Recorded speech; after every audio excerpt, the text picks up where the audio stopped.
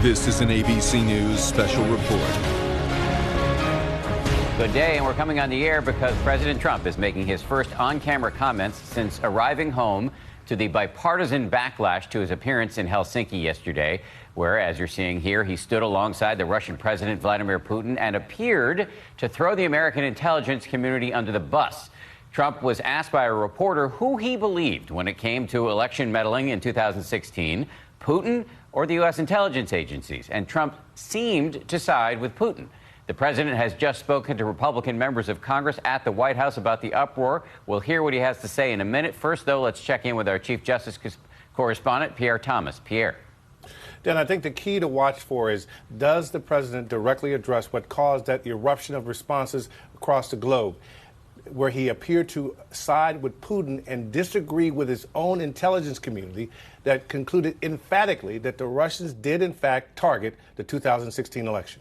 And are you hearing, what kind of rumblings are you hearing from within the community on this morning after? Well, their jaws just dropped. They could not believe what they saw the president do in being so chummy with the man who hacked the U.S. election. They were just shocked, to be frank with you. Is there anything the president could say to reassure them completely? Well, we're just going to have to see what the president says. I know they're all waiting to see precisely how he addresses the issue, Dan. And as we know, we will be hearing ourselves in just a few seconds as the videotape comes in from the White House. The president in the Roosevelt Room of the White House with Republicans from the House Ways and Means Committee. Here he is. Thank you, everybody. Yesterday, I returned from a trip from Europe where I met with leaders from across the region to seek a more peaceful future for the United States. We're working very hard with our allies, and all over the world we're working. We're going to have peace. That's what we want. That's what we're going to have. I say peace through strength. I have helped the NATO alliance greatly by increasing defense contributions from our NATO allies by over $44 billion, and Secretary Stoltenberg was fantastic. As you know, he reported that they've never had an increase like this in their history, and NATO was actually going down as opposed to going up. And I increased it by my meeting last year, $44 billion, and this year it'll be hundreds of billions of dollars over the coming years. And I think there's great unity with NATO. There's a lot of very positive things happening. There's a great spirit that we didn't have before, and there's a lot of money that they're putting up. They weren't paying their bills on time, and now they're doing that. And I want to just say thank you very much to Secretary Stoltenberg. He really has been terrific. So we had a tremendous success. I also had meetings with Prime Minister May on the range of issues concerning our special relationship, and that's between the United Kingdom and ourselves. We met with the Queen, who is absolutely a terrific person, where she reviewed her honor guard for the first time in 70 years, they tell me. We walked in front of the honor guard, and that was very inspiring to see and be with her. And I think the relationship, I can truly say, is a good one. But she was very, very inspiring indeed. Most recently, I returned from Helsinki, Finland, and I was going to give a news conference over the next couple of days about the tremendous success, because as successful as NATO was, I think this was our most successful visit. And that had to do, as you know, with Russia. I met with Russian President Vladimir Putin in an attempt to tackle some of the most pressing issues facing humanity. We have never been in a worse relationship with Russia than we are as of a few days ago, and I think that's gotten substantially better. And I think it has the possibility of getting much better. And I used to talk about this during the campaign. Getting along with Russia would be a good thing. Getting along with China would be a good thing. Not a bad thing, a good thing. In fact, a very good thing. We're nuclear powers, great nuclear powers. Russia and us have 90% of the nuclear weapons. So I've always felt getting along is a positive thing, and not just for that reason. I entered the meeting with the firm conviction that diplomacy and engagement is better than hostility and conflict. And I feel that with everybody. We have 29 members in NATO, as an example, and I have great relationships, or at least very good relationships, with everybody. The press covered it quite inaccurately. They said I insulted people. Well, if asking for people to pay up money that they are supposed to pay is insulting, maybe I did. But I can tell you, when I left, everybody was thrilled, and that's the way this was, too. My meeting with President Putin was really interesting in so many different ways, because we haven't had relationships with Russia for a long time. And we started. Let me begin by saying that, once again, the full faith and support for America's intelligence agencies. I have a full faith in our intelligence agencies. Whoops, they just turned off the light. That must be the intelligence agencies. There it goes. Okay. You guys okay? Good. That was strange, but that's okay. So I'll begin by stating that I have full faith and support for America's great intelligence agencies, always had. And I have felt very strongly that while Russia's actions had no impact at all on the outcome of the election, let me be totally clear in saying that, and I've said this many times, I accept our intelligence community's conclusion that Russia's meddling in the 2016 election took place. Could be other people also. There's a lot of people out there. There was no collusion at all. And people have seen that, and they've seen that strongly. The House has already come out very strongly on that. A lot of people have come out strongly on that. I thought that I made myself very clear by having just reviewed the transcript. Now, I have to say, I came back and I said, what is going on? What's the big deal? So I got a transcript. I reviewed it. I actually went out and reviewed a clip of an answer that I gave, and I realized that there is a need for some clarification. It should have been obvious. I thought it would be obvious, but I would like to clarify just in case it wasn't. In a key sentence in my remarks, I said the word would instead of wouldn't. The sentence should have been, I don't see any reason why I wouldn't, or why it wouldn't be Russia. So, just to repeat it, I said the word would instead of wouldn't, and the sentence should have been, and I thought it would be maybe a little bit unclear on the transcript or unclear on the actual video. The sentence should have been, I don't see any reason why it wouldn't be Russia. Sort of a double negative. So you can put that in, and I think that probably clarifies things pretty good by itself. I have on numerous occasions noted our intelligence findings that Russians attempted to interfere in our elections. Unlike previous administrations, my administration has and will continue to move aggressively to repeal any efforts and repel. We will stop it. We will repel it. Any efforts to interfere in our elections. We're doing everything in our power to prevent Russian interference in 2018. And we have a lot of power. As you know, President Obama was given information just prior to the election, last election, 2016, and they decided not to do anything about it. The reason they decided that was pretty obvious to all. They thought Hillary Clinton was going to win the election, and they didn't think it was a big deal. When I won the election, they thought it was a very big deal, and all of a sudden they went into action, but it was a little bit late. So he was given that in sharp contrast to the way it should be. And President Obama, along with Brennan and Clapper and the whole group that you see on television now, probably getting paid a lot of money by your networks, they knew about Russia's attempt to interfere in the election in September, and they totally buried it. And as I said, they buried it because they thought that Hillary Clinton was going to win. Turned out it didn't happen that way. By contrast, my administration has taken a very firm stance. It's a very firm stance on a strong action. We're going to take strong action to secure our election systems and the process. Furthermore, as has been stated, and we've stated it previously and on many occasions, no collusion. Yesterday, we made significant progress toward addressing some of the worst conflicts on earth. So when I met with President Putin for about 2.5 hours, we talked about numerous things.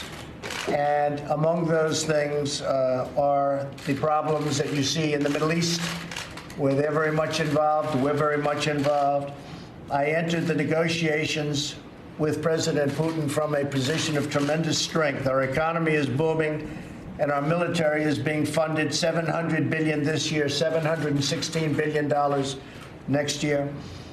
It will be more powerful as a military than we've ever had before. President Putin and I addressed a range of issues, starting with the civil war in Syria and need for humanitarian aid and help for people in Syria. We also spoke of Iran and the need to halt the nuclear ambitions and the destabilizing activities taking place in Iran. As most of you know, we ended the Iran deal, which was one of the worst deals anyone could imagine, and that's had a major impact on Iran, and it's substantially weakened Iran, and we hope that at some point Iran will call us and we'll maybe make a new deal, or we maybe won't.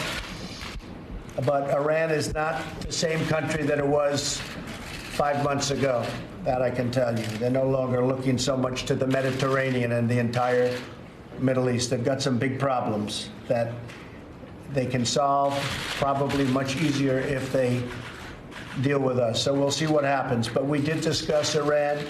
We discussed Israel and the security of Israel, and President Putin is very much involved now with us in a discussion with Bibi Netanyahu on working something out with surrounding Syria and specifically with regards to the security and long-term security of Israel. A major topic of discussion was North Korea and the need for it to remove its nuclear weapons. Russia has assured us of its support. President Putin said he agrees with me 100%, and they'll do whatever they have to do to try and make it happen. Discussions are ongoing, and they're going very, very well. We have no rush for speed. The sanctions are remaining. The hostages are back. There have been no tests. There have been no rockets going up for a period of 9 months. And I think the relationships are very good. So we'll see how that goes. We have no time limit. We have no speed limit. We're just going through the process. But the relationships are very good. President Putin is going to be involved in the sense that he is with us. He would like to see that happen. Perhaps the most important issue we discussed at our meeting prior to the press conference was the reduction of nuclear weapons throughout the world. The United States and Russia have 90%, as I said, and we can have a big impact. But nuclear weapons is, I think, the greatest threat of our world today. And they're a great nuclear power. We're a great nuclear power. We have to do something about nuclear. And so that was a matter that we discussed actually in great detail, and President Putin agrees with me. The matters we discussed are profound in their importance and have the potential to save millions of lives. I understand the many disagreements between our countries, but I also understand that dialogue and when you think about a dialogue with Russia or dialogue with other countries, but dialogue with Russia in this case, where we've had such poor relationships for so many years, dialogue is a very important thing, and it's a very good thing. So if we get along with them, great. If we don't get along with them, then we won't get along with them. But I think we have a very good chance of having some very positive things. I thought that the meeting that I had with President Putin was really strong. I think that they were willing to do things that, frankly, I wasn't sure whether or not they would be willing to do. And we'll be having future meetings, and we'll see whether or not that comes to fruition. But we had a very, very good meeting. So I just wanted to clear up. I have the strongest respect for our intelligence agencies headed by my people. We have great people, whether it's Gina, Dan Coates, or any of them. I mean, we have tremendous people, tremendous talent within the agencies. I think they're being guided properly, and we all want the same thing. We want success for our country. So with that, we're going to start a meeting now on tax reductions. We're going to be putting in a bill. Kevin Brady is with us, and I might ask Kevin just to say a couple of words about that, and then we'll get back onto a private meeting. But Kevin, could you maybe give just a brief discussion about what we'll be talking about? Yes, sir, Mr. President. Okay, we're going to cut in here. You just heard President Donald J. Trump speaking in the White House in the Roosevelt Room. His first on-camera comments since arriving back home after the controversy he sparked over in Helsinki, Finland, when he appeared alongside the Russian President Vladimir Putin and appeared to side with Putin over American intelligence agencies on the question of 2016 election meddling. Right there, he said, however, he does accept the conclusions and that he strongly supports and appreciates the contributions of the American intelligence agencies. Let's bring in ABC's Chief Justice correspondent, Pierre Thomas, who covers the intelligence agencies for us. Pierre, the president's case seemed to whittle down to one word. He said yesterday on the podium up there next to Vladimir Putin, when asked whether the Russians meddled, he said, "I don't see any reason why it would be Russia." But he said today that actually what he meant to say is, "I don't see any reason why it wouldn't be Russia." What do you make of that? And will that one-word tweak be enough to satisfy your sources over in the intelligence community? It's hard to say, Dan, but the president basically is saying he misspoke, that he intended to imply that Russia had every reason to want to attack the election, but that's certainly not how it came across. And he certainly did not attack the Russians for what they did, and that's what some in the intelligence community wanted him to do. Quite frankly, they wanted him to issue a statement along the lines that don't do it again, and they didn't get that. Today, they saw the president attempt to basically express his full support. He said he had faith in the intelligence community, that he supported them. But yesterday it didn't appear to be. It remains to be seen as to whether they will accept what he said today, Dan. And the concern goes beyond not accepting or appearing not to accept their conclusion at this press conference in Helsinki yesterday. And it goes beyond not attacking the Russians for attacking us, but also what the Wall Street Journal, in their editorial today, the Wall Street Journal, not known to be a left-leaning publication, referred to as a quote-unquote beseeching demeanor by the U.S. president in the presence of the Russian president. Will these comments today be enough to take some of the edge off of that? Dan, I think the big question that remains is the why. Why did the president act the way he did yesterday? Now, some people who are supporters that I've talked to in the past said, look, the president's simply angry that his election win was tainted by the hacking by the Russians. And he wants to make clear that he didn't collude, and he's very frustrated by all the coverage of it. There are other people who aren't so sure about what took place. And that is the question that is remaining. Why has he been so willing to not provoke Putin? Pierre Thomas, thank you. Let's bring in ABC's Terry Moran, who's over in Helsinki. He was in the room during that press conference yesterday. Terry, let's talk about the domestic politics of this, because the president has taken heat from many who are traditionally in his corner, including Fox News, including Newt Gingrich, the former Speaker of the House, who's been a staunch ally, who called this the single biggest mistake of his presidency. Do you think what we just heard, including the tweak from the word would to wouldn't, will help the president with his allies? I do, Dan, because the American politics right now has less to do with who you believe in some ways than who you hate, frankly. And Donald Trump has a genius in getting people on that turf.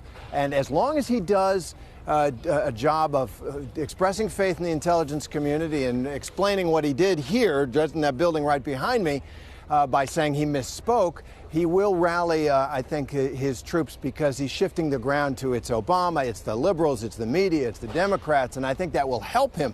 I think, however, there will be some who have a lingering bad feeling about what happened in that building behind me, and might note that it's been 30 hours since he misspoke. He's given 2 interviews since then, to Tucker Carlson and to Sean Hannity of Fox News. And he was tweeting as he came home, and he never realized or responded in this way that he had misspoken. One more thing. It may be one thing to rally the domestic audience. It's quite another to change the perception of people around the world who saw what happened in that room, saw that beseeching demeanor, that subservient demeanor, which the Wall Street Journal noted. And it reminds me a little bit of, I was in Beirut when Barack Obama drew his red line, and he said that the chemical weapons attack in Syria would not be tolerated and would be followed by American military action, and he blinked. He never recovered his status in the Arab world, certainly, and the perceptions around him in Europe as well and elsewhere changed. I think the world, certainly world leaders, they saw a man one-on-one with President Putin who was subservient, beseeching, as the Wall Street Journal puts it, and that is going to be hard for Donald Trump to overcome by rallying political forces that work at home.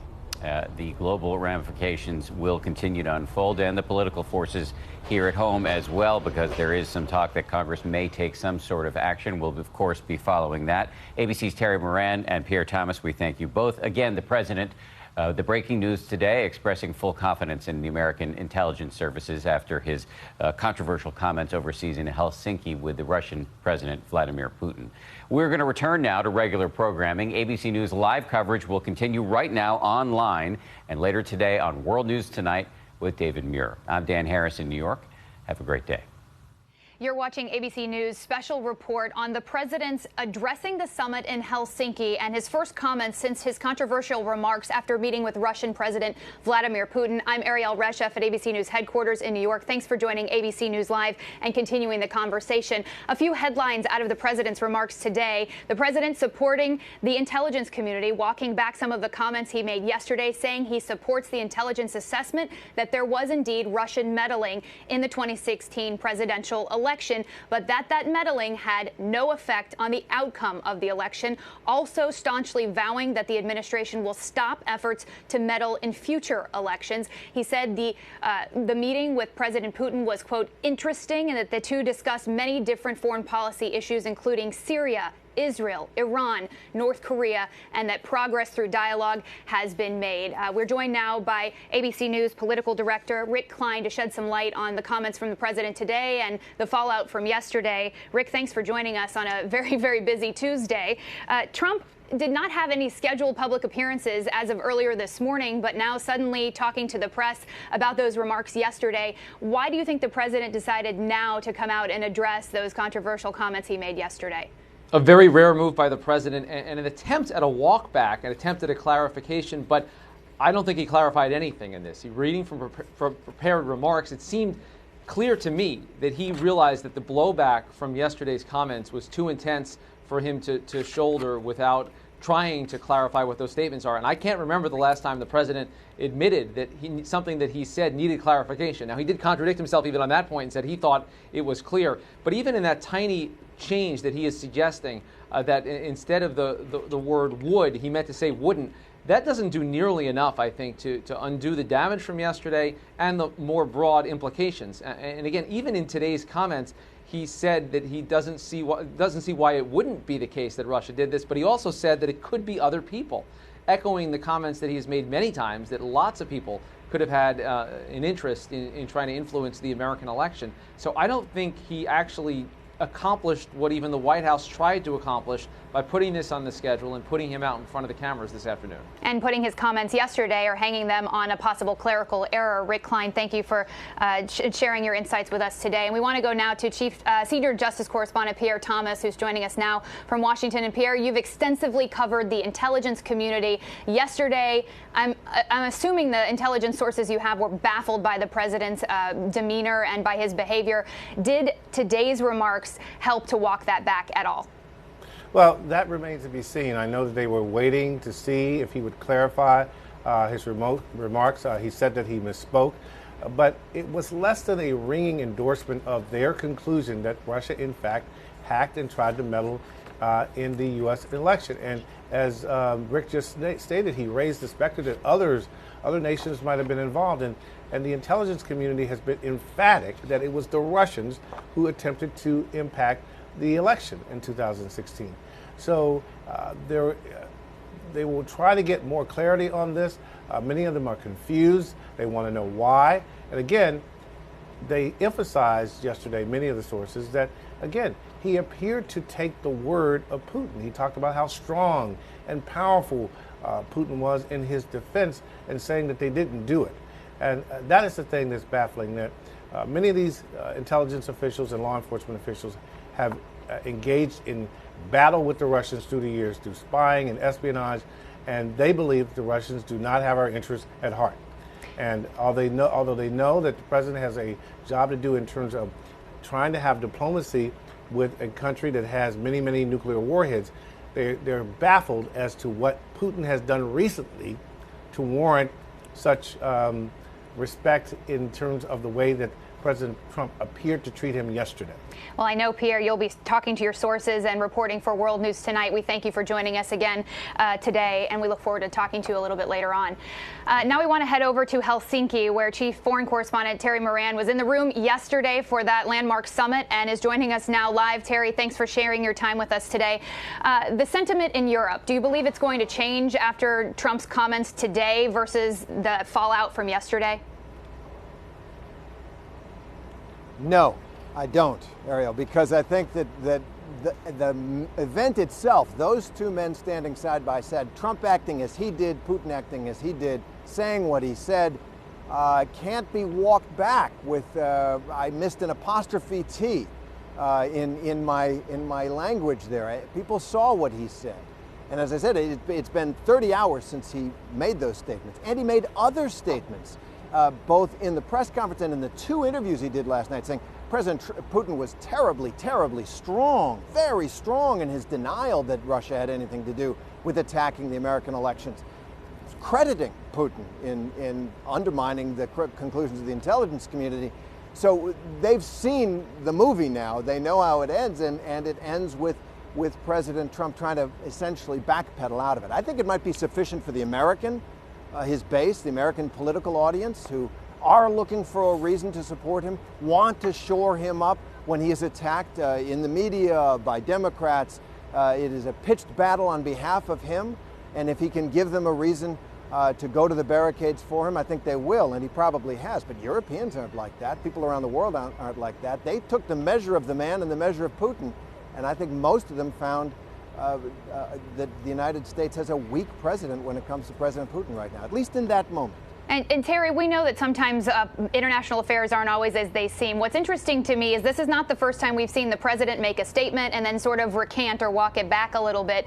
Could he have been handing Putin maybe a Pyrrhic victory yesterday and letting him go back and say face to his people, but they maybe really did have substantive conversations on some key foreign policy issues? I'm sure they did. That's a great point. President Trump is absolutely right in this respect, that it is important for the United States and Russia to talk.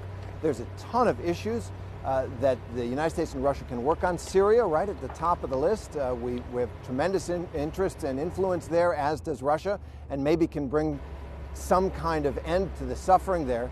But before you get to the business, that, nuclear disarmament, all kinds of other things, you have to stand up and fight your corner. Stand up and defend American elections, not in 2016, which President Trump can't stand the notion that 2016 is called into question, but future elections, defend the elections that are coming forward. And if he can't do that in public, he promises to do it in private, but I think there's an open question about that. There certainly is. Terry Moran, thank you so much for sharing your insights with us today. We appreciate it. See you on World News. And now we want to turn to Tom Bossert. I believe he's on the phone with us now, ABC News contributor and former Homeland Security advisor to President Trump. So, Tom, thanks for joining us. I'm sure you have some thoughts on today's comments and also on yesterday's as well. Can you hear me? Yeah, I can hear you. Thank you for having me. I think that the president did what he had to do today and go out and begin to address that press conference. I think he needs to do a little bit more, but I'm glad he started down the path of doing two things. The first thing he did was to acknowledge that he believes our intelligence community. And the second thing he did was to begin to list those topics of discussion that he had with President Putin behind closed doors. Because at this stage, our European partners are starting to become nervous, not knowing what they discussed. You've been inside this administration. You've talked directly to the president. You've been privy to his policies and his actions. Do you believe that administration officials were caught off guard by what happened yesterday, or was this something they could have predicted? Well, I think we've all seen the president show what your earlier commenter suggested is a frustration. He's deeply frustrated with how this kind of complicated story ends up being told in a way that gives the impression that his election was other than an honest, hard-fought win. So I don't believe people around him were probably surprised, I guess, by him showing that kind of domestic political frustration. But he was on an international stage. And I think they might not have been surprised, but I think they were probably a little disappointed. I was a little disappointed, in particular on the cyber component here. There is no question that it was the Russians, and there is no room in the intelligence conclusions to support the notion that it might have also been others. And so I think what the president did today was good with respect to acknowledging our intelligence community, but he has to go one little step further on the cyber component of the meddling and make clear that he believes that it was not only done against our election system and one of the candidates, but done by the Russians.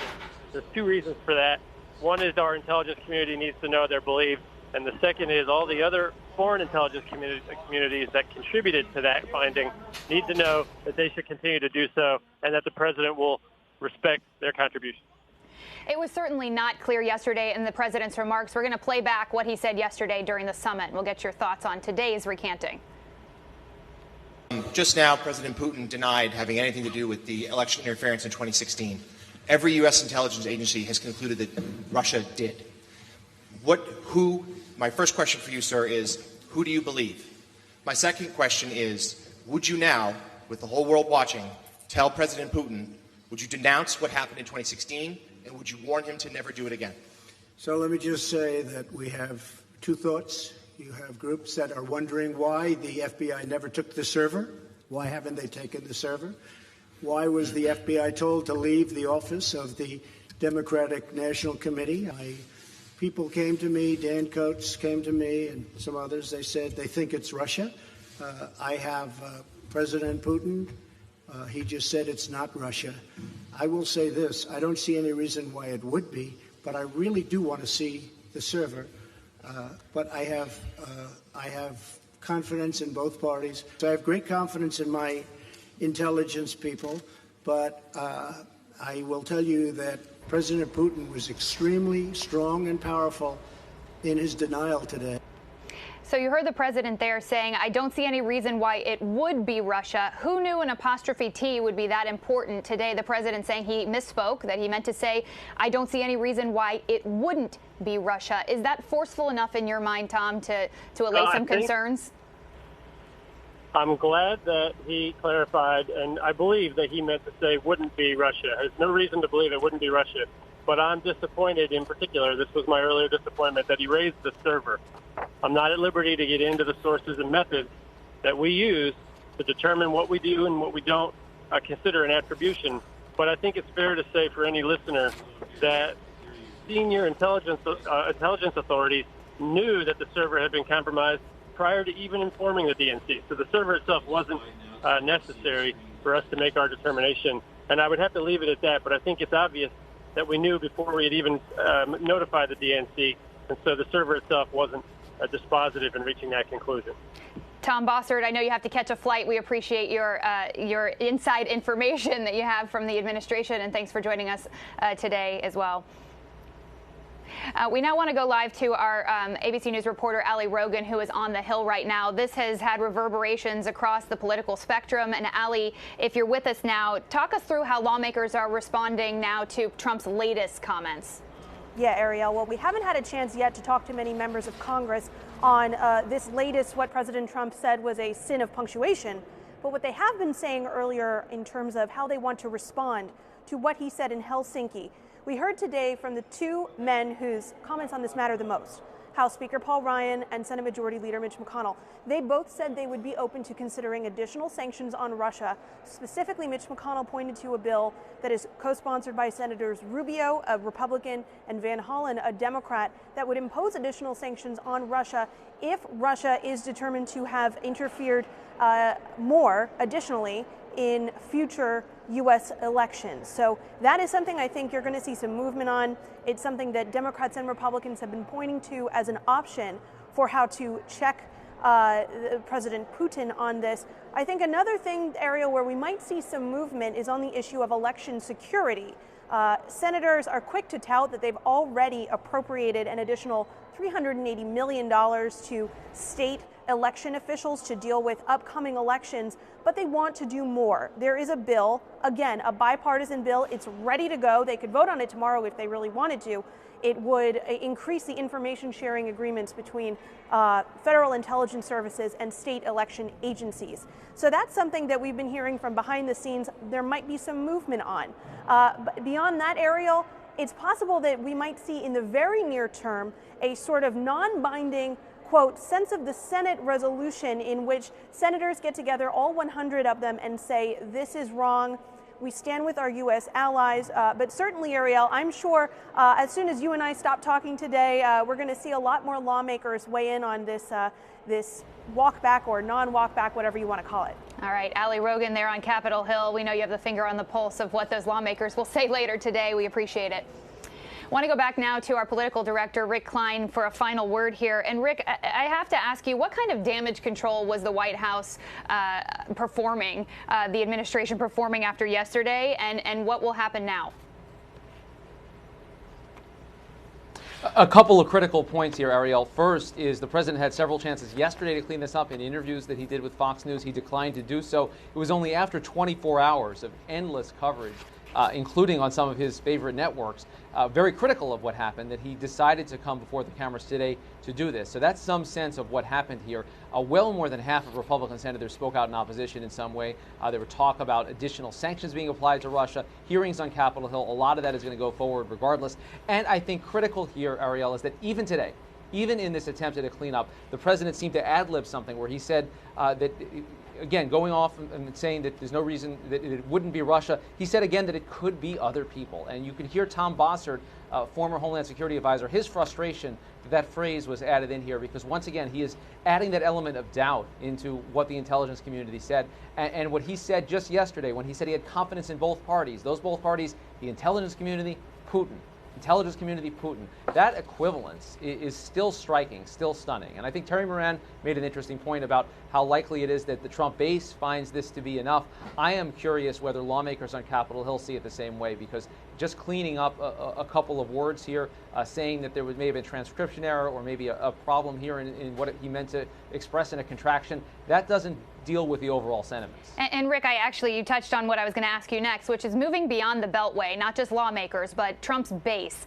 How do they react to what happened yesterday? And is today enough to possibly save face if people were outraged by what happened yesterday? I think the base obviously is a very diverse thing when you talk about what President Trump and his supporters do. There's very little that we've seen that ever separates the president from the mass of his supporters. This seemed to be different in that a range of lawmakers and foreign policy thinkers and veterans of past Republican administrations, they said this was a bridge too far. And I think when you start to see the media commentary, including some of the president's closest allies, saying this was a big mistake, you need to clean this up, I think that is a lot of what drove this. And I do think, to the point that Terry Moran said earlier, the president saying that he's cleaned this up may do enough, even though by the substance of what he said both yesterday and today, the takeaway remains. He remains very close to the official party line of Vladimir Putin's Russia. He remains skeptical about what the intelligence agencies have told him directly, and he seems to take it as a personal affront that anyone would suggest that Russia tried to influence the election, which they clearly did. Rick Klein, thank you so much. We appreciate it. Certainly remarkable events that have occurred over the last 24 hours. And this has been an ABC News Live special report on the president's remarks. We'll have the very latest on World News Tonight with David Muir, and always download the ABC News app, and abcnews.com is there for you always. Have a great Tuesday.